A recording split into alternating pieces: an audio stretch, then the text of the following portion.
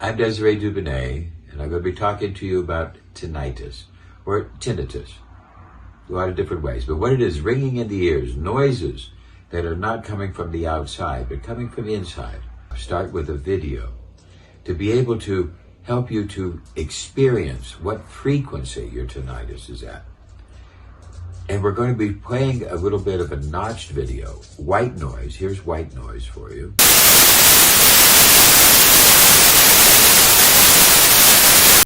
Now here's a notched white noise. In other words, we take the white noise and take out a certain frequency range.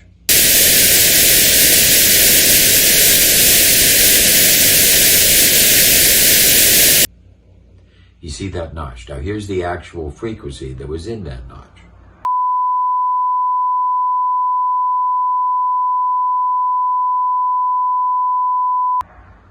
By you going through the different notches and finding out which is the actual frequency, is going to help us to not only diagnose and treat your tinnitus better, but it's also going to help you to understand your tinnitus better.